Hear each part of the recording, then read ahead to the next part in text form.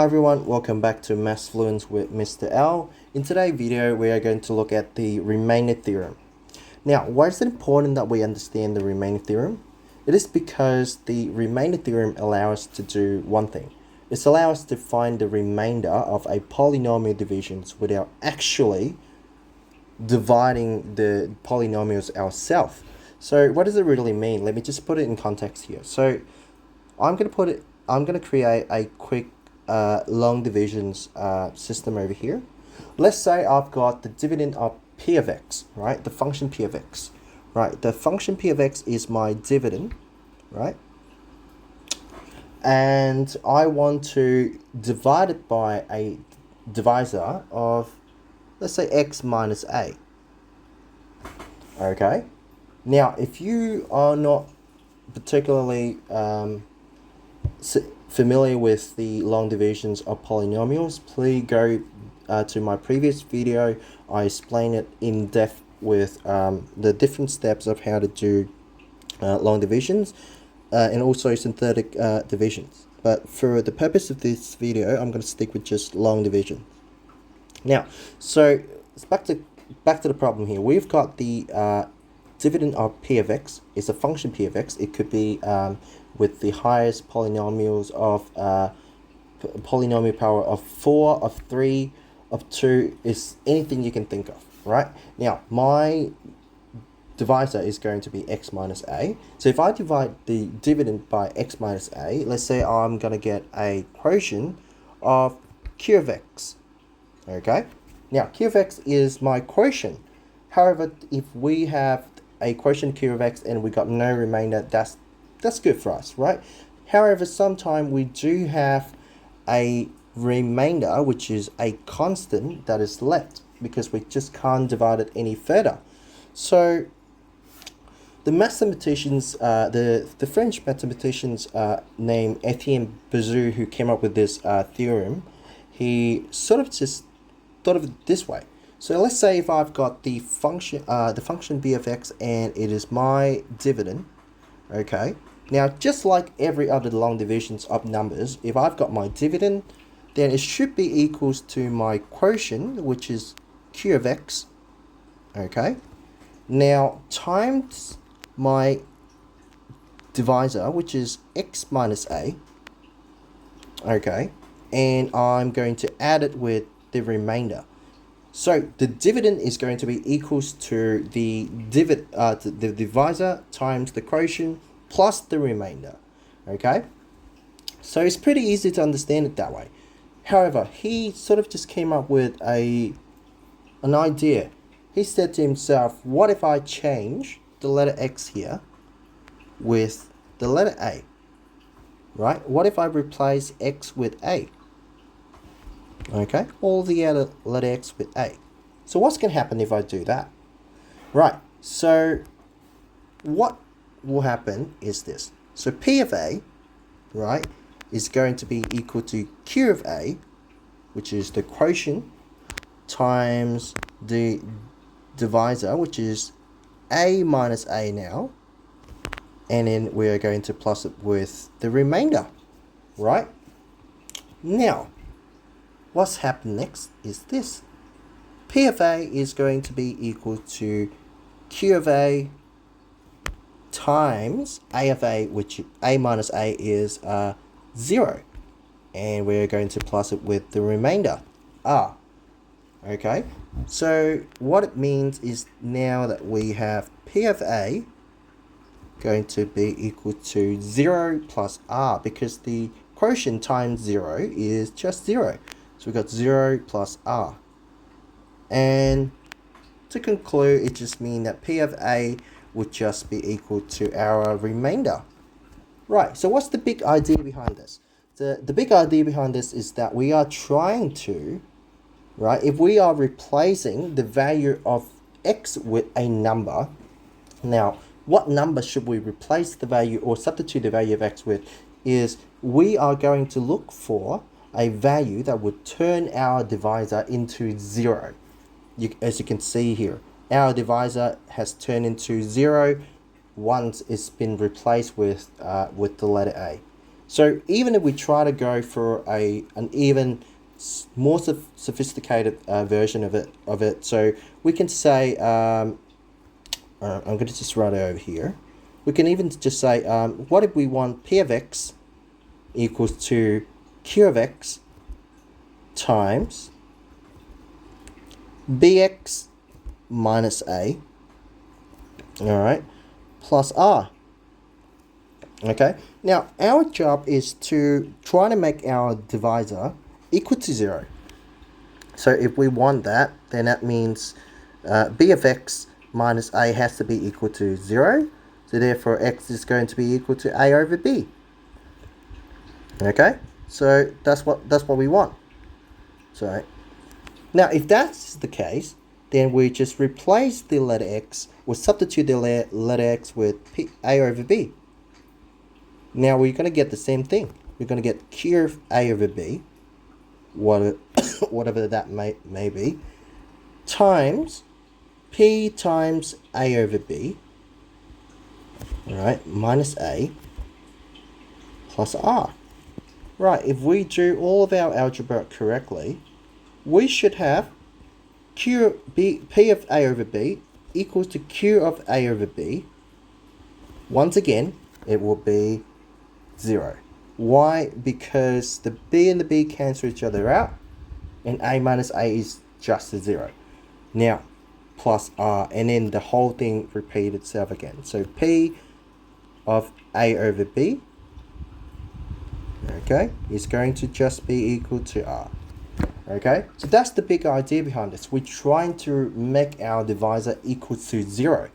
Right, so let me just quickly clean this off, and we all can do an example together. So let me just write an example over here. Right, so example, let me just find an example that we all can do together.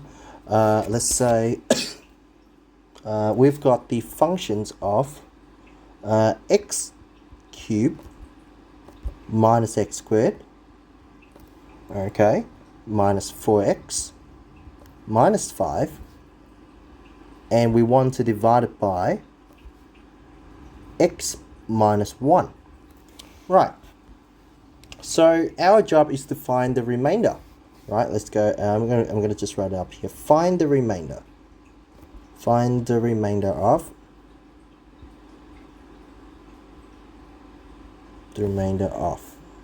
Okay, so we're going to find the remainder of this polynomial divisions right here. Let's just go back to our theory over here a little bit. Now, the theory that I just explained to you is that we are going to look for a way to make our divisor equals to 0 when we substitute the value of x with a number. Right, so we're going to need to know what value of x will make our divisor becomes a 0. So what it means is this. What you should have done is this. So we've got x minus 1, which is our divisor. Right here, that's the divisor. Right, the divisor should be equal to 0. Right, so shouldn't excuse me, wouldn't that mean x equal to 1? Right, because if x equal to 1, then 1 minus 1 equal to 0. Then that means our divisor would be 0. So what we're going to do is this. Let p of x, right, equals to x cubed minus x squared minus 4x minus 5 equal to p of x, right? Right. After that, we go p of 1 is going to be equals to, now we are going to replace all of the x's with the value of 1. So we've got 1 cubed minus 1 squared minus 4 times 1 minus 5, and p of 1 is going to be equals to 1 minus 1 minus 4 minus 5. Right? So then that means p of 1 is equals to 1 minus 1 is 0, 0 minus 4 is minus 4, minus 4 minus 5 is minus 9.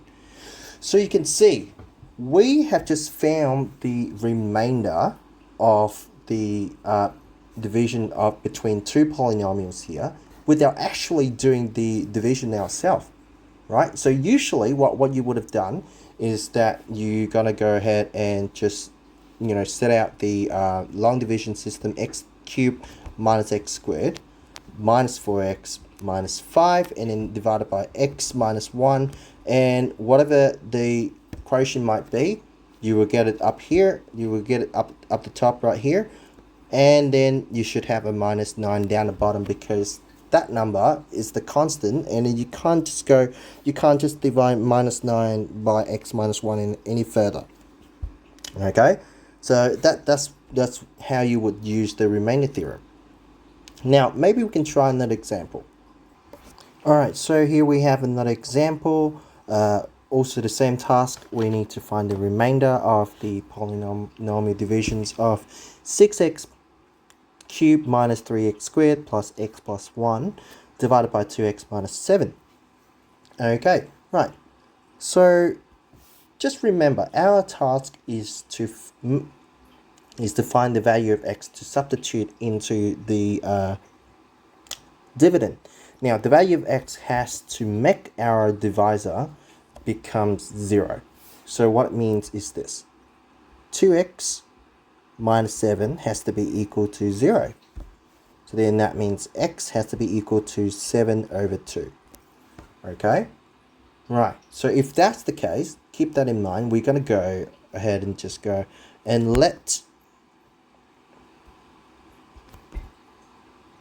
p of x equals to 6x cubed minus 3x squared,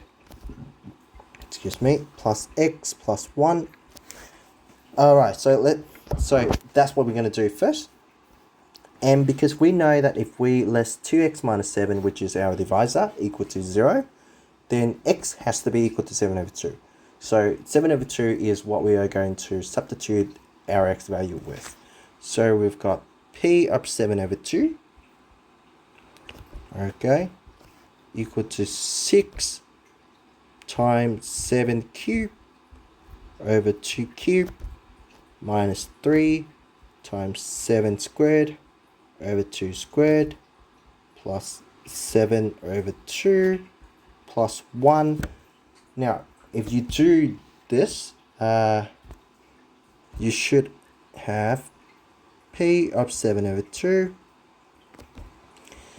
is going to be equal to 6 times 7 cubed should be 343 over 8 minus 3 times 49. Okay, and over 4 plus 7 over 2 plus 1. Now, you can just go ahead and plug all of these numbers into the calculator. I'm going to go ahead and do that myself. So, if you do that, you should have p of 7 over 2 should be equal to 225.